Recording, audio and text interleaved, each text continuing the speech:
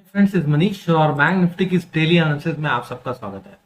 Friends, first of all happy Ganesh Chaturthi to everyone. और secondly friends, कल holiday है, तो आई होप कि आप लोग ध्यान से, अब बहुत बिल्कुल शांत मन से, इस शांत माइंड से इस वीडियो को सुनेंगे। जो मैं बताऊंगा उसको ध्यान रखेंगे, ठीक है। और अगर आप भूल जाएं तो आप इस वीडियो को दोबारा से वॉच कर सकते हैं, ठीक है, क्योंकि हम लोग परसों का ट्रेड प्लान डिस्कस करने वाले हैं।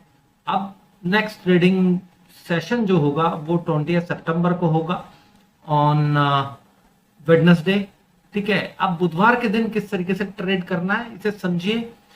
बैंक निफ्टी के लिए इंपॉर्टेंट डे है बुधवार, राइट। आप लोगों को पता है कि अब एक्सपायरी अलग अलग हो गई है, ठीक।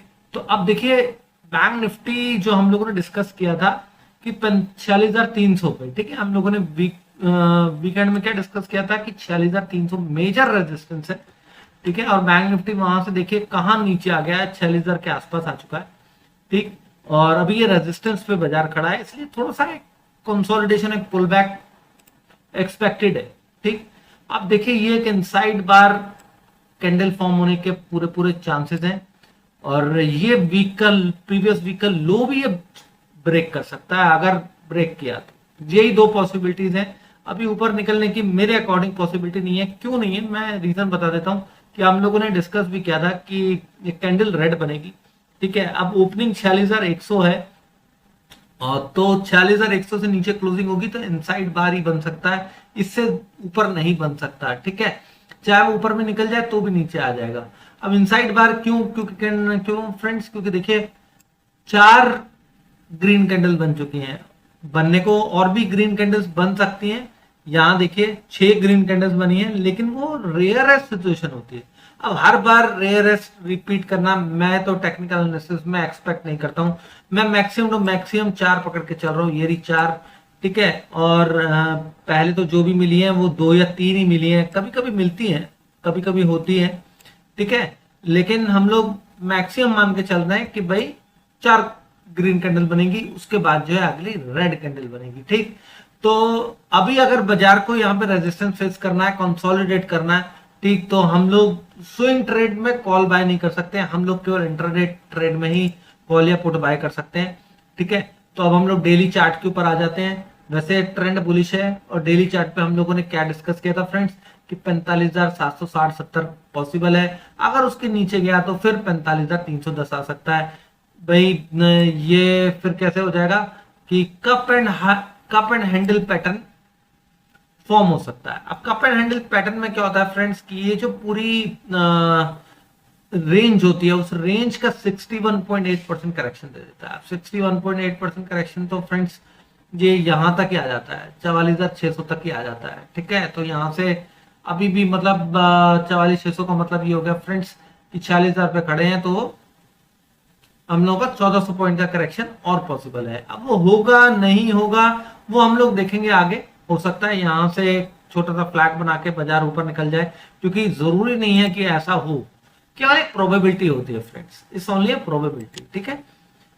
अब हम लोग इस पर आते हैं ओवरली चार्ट के ऊपर। तो देखिए ओवरली चार्ट के ऊपर जो हमारे सपोर्ट रेजिस्टेंस बने, देखिए बाजार ने कितना खूबसूरती से आज भी उस सपोर्ट को फॉलो किया और 45,900 को ब्रेक नहीं किया। ब्रेक करेगा तो आपको पता है कि 45,900 के नीचे हमारा ट्रेड भी एक्टिव हो जाएगा, 45,770 से 45,800 का। और 45,770 के नीचे निकला तो 45,670 और 45,300। ये हमने वीकली जो एनालिसिस करी थी उसके अंदर ये डिस्कस किया था। और हमने डिस्कस ये भी किया था कि 46,400 के ऊपर ही बाजार बुलिश है, हाई बनाया 46,310 का, ठीक है। तो बाजार ऊपर नहीं गया तो नीचे का ट्रेड एक्टिव करेगा तो हम नीचे जरूर शॉर्ट करेंगे, ठीक है। अब हम लोग ओवरली चार्ट से 15 मिनट चार्ट की तरफ मूव करते हैं। 15 मिनट चार्ट पे आप देखिए ये एक एडजस्टेड ट्रेंड लाइन है, ठीक है। कि पहले ये एक ट्रेंड लाइन थी, बनी थी, और फिर ये एक और बन गई थी। वो थोड़ी सी स्टीप ट्रेंड लाइन थी जो कि बाजार ने ब्रेक कर दी, और ब्रेक करने के बाद इस ट्रेंड लाइन पे सपोर्ट लिया। अब देखिए बाजार परसों क्या कर सकता है, बाजार ज्यादा ये कर सकता है कि भाई यहां से बाउंस दे 46,100 के आसपास। अब क्या होता है फ्रेंड्स कि ये जो एक्सपायरी डेज होते हैं ना, इसमें अगर 46,100 क्रॉस कर लिया तो फिर तोड़ना थोड़ा सा मुश्किल हो जाता है। तो वैसे तो रेजिस्टेंस जोन 46,100 भी है, 46,180 भी है, 260 तक पूरा का पूरा रेजिस्टेंस है। ठीक है, अगर बाजार इसमें से किसी भी रेजिस्टेंस को नहीं मानता और 40,260 के ऊपर ट्रेड करता है, फिर फ्रेंड्स पहला टारगेट हो जाएगा हमारा टारगेट एक्टिव हो जाएगा, ऊपर की तरफ लॉन्ग एक्टिवेट हो जाएगा। हमारा टारगेट होगा 40,370। 40,400 के ऊपर निकलता है तो 40,480 और 40,660। अभी मैंने क्यों बताया, आप बोलेंगे अभी तो आप बोल रहे थे कि भाई पुल बैक पॉसिबल है। तो फ्रेंड देखिए, दोनों साइड की तैयारी रखिए, हमेशा दोनों साइड के लिए तैयार रहिए। ठीक है, मैं मेरे जितने भी चैनल पे रेगुलर व्यूअर्स हैं सबको पता है मैं दोनों साइड की तैयारी करता हूँ। अब आप देखो फ्रेंड्स, मैं आप लोगों को कुछ दिखाना चाहता हूँ। यहाँ पे इसी के ऊपर ब्रेकआउट मिला था, ये ब्रेकआउट मिला था, है ना, ब्रेकआउट मिला था, ये वापस से तोड़ दिया। ठीक है, अब ये भी एक रेजिस्टेंस बन के खड़ा हो गया। ठीक है, तो 40,050 भी एक रेजिस्टेंस है, 40,100 भी रेजिस्टेंस है। अब इन्हीं रेजिस्टेंस जोन के अंदर अंदर अगर बाजार घूमता है, ठीक है, वहां पे जाके रेजिस्टेंस फेस करता है, मैं इसे भी लाइन को ऐड कर देता हूं, तो फिर फ्रेंड्स हम लोग यहां पे शॉर्ट करेंगे और हमारा क्या टारगेट होगा, हमारा सीधा सीधा सा टारगेट होगा फ्रेंड्स 45,820 का। ठीक है, 45,820 का टारगेट होगा अगर वो यहां पे रेजिस्टेंस फेस करके रिवर्सल कैंडल बनाता है। राइट, नंबर 1, ये कैसे हो सकता है, गैप अप भी हो सकता है, फ्लैट खुल के भी ऊपर जा सकता है। ठीक है, क्योंकि एक दिन की हॉलीडे के बाद मार्केट ओपन होगा, तो मार्केट कैसे रिएक्ट करेंगे वी डोंट नो। अब मार्केट कई बार क्या करता है कि जैसे बुल मार्केट है तो मार्केट गैप डाउन भी ओपन हो जाता है। गैप डाउन अगर ओपन हो गया और सीधा सीधा 45,820 के आसपास ओपन हो गया, तो फ्रेंड्स मार्केट क्या करेगा ना, मार्केट यहां से रिबाउंड करने की कोशिश करेगा। ठीक है, अब मार्केट जब यहां से रिबाउंड करने की कोशिश करेगा ना, तो बाइंग आएगी यहां पे। तो अगर ये कंसोलिडेट करके ब्रेक करता है ऊपर की तरफ, तो फिर ये यहां से 46,100 की तरफ निकल जाएगा। ठीक है, this is a possibility number 2।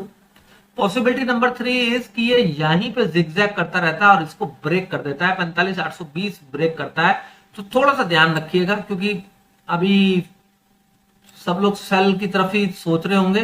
तो 45,770 के नीचे टिके तब फिर 45,660 का टारगेट बनेगा।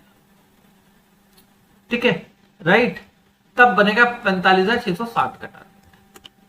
ठीक है, लॉन्ग साइड के लिए मैं आप लोगों को बता ही चुका हूं कि लॉन्ग साइड के लिए हमारे को लॉन्ग कब करना है, जब बाजार अब 46,100 से 260 के रेजिस्टेंस को क्रॉस कर जाए। क्योंकि देखिए, आप लगातार lower top lower bottom up बनना शुरू हो गया, एक रेंज बनी थी, उसका ब्रेकडाउन ऑलरेडी बैंक निफ्टी दे चुका है। ठीक है, बैंक निफ्टी उस रेंज में अगर निकलना है तो उसे 40,100, 40,200 ये सब लेवल निकालने पड़ेंगे। 260 के ऊपर निकल जाएगा, फिर हमें कंफर्मेशन हो जाएगा कि हाँ यार अब तो इसको ऊपर ही जाना है। ठीक है, फ्यूचर एंड ऑप्शंस में क्या होता है फ्रेंड्स, हमें ये नहीं सोचना होता कि रैली मिस कर दे। फ्यूचर एंड ऑप्शंस में अगर 46,300 से हमारे को 46,500 भी मिले ना, 200 पॉइंट हमारे हैं, बजाय 45,950 से हम 40,150 पे जाके प्रॉफिट बुक करें, वो भी 200 पॉइंट है, और 40,300 से 40,500 भी 200 पॉइंट है। पैसा बराबर ही मिलना है आपको। ठीक है, लेकिन हमें सेफर साइड ट्रेड करना है। राइट, दूसरी बात, अब हमने आपको बताया कि भाई ब्रेक डाउन हो जाएगा या कोई बड़ा फॉल हो जाए। अब वो मान लीजिए कि 45,820 के नीचे ऊपर ही आसपास ही ओपन हो जाए, या उसके नीचे जाए तो थोड़ी सी रिकवरी दे, तो फिर फ्रेंड्स हमारा 770 के नीचे जैसे ही टिकेगा 660 का टारगेट। अब एक और चीज भी हो सकती है कि जी सीधा 300 पॉइंट का गैप डाउन ही खुल गया, तो फिर फ्रेंड्स वहां पे देखिएगा अगर होल्ड करता है तो वहां से फिर हम कॉल में बैठ जाएंगे और ऊपर की तरफ का ट्रेड लेंगे, और हमारा जो पहला टारगेट हो जाएगा फ्रेंड्स 660 से वो हो जाएगा 770, फिर 820 के ऊपर ट्रेड करने लगेगा, फिर 950, फिर 40,040, फिर इस तरीके से ऊपर की तरफ निकलता चला जाएगा। ठीक है, बड़ा गैप डाउन होगा तो हमें बाय करना है, छोटा गैप डाउन होगा तो हमें थोड़ा सा ध्यान रखना है कि कहां पे कटता है। जहां पे एक रेंज बना के एक पैटर्न बना के ऊपर या नीचे की तरफ जाएगा तो फिर हमें नीचे का स्टॉप लॉस लगा के ट्रेड लेना है। ठीक है, अगर फ्लैट खुल के ऊपर की तरफ जाता है तो हमें शॉर्टिंग की अपॉर्चुनिटी देखनी है, गैप अप में भी हमें शॉर्टिंग की अपॉर्चुनिटी देखनी है, लेकिन अगर 40,260 के ऊपर निकल जाता है तो फिर हमें लॉन्ग साइड ट्रेड लेना है। चारों सिनेरियो डिस्कस हो गए। आई होप कि आप लोगों को सारे सिनेरियोस क्लियर हो गए होंगे कि हमें ट्रेड कैसे करना। अगर एनालिसिस अच्छी लगी हो फ्रेंड्स, आपको लगता हो कि आपको इससे बेनिफिट मिलने वाला है, ठीक है, इस डेली एनालिसिस से, तो आप चैनल को सब्सक्राइब करके बेल नोटिफिकेशन ऑन कर दीजिएगा, जिससे कि आपको आने वाली वीडियोस की नोटिफिकेशन मिलती रहे फ्रेंड्स। प्रॉब्लम क्या होती है ना, लोग नोटिफिकेशन ऑन नहीं करते, फिर आप 100 चैनल सब्सक्राइब कर लीजिए, आप कभी भी रेगुलर किसी की वीडियो वॉच नहीं कर पाएंगे। नोटिफिकेशन ऑन कीजिए, तब आप वीडियो वॉच कीजिए, समझिए कि ट्रेड कैसे करना, ठीक है। तो best of luck for the day after tomorrow's trade. कल हॉलीडे एंजॉय कीजिए and thank you very much friends.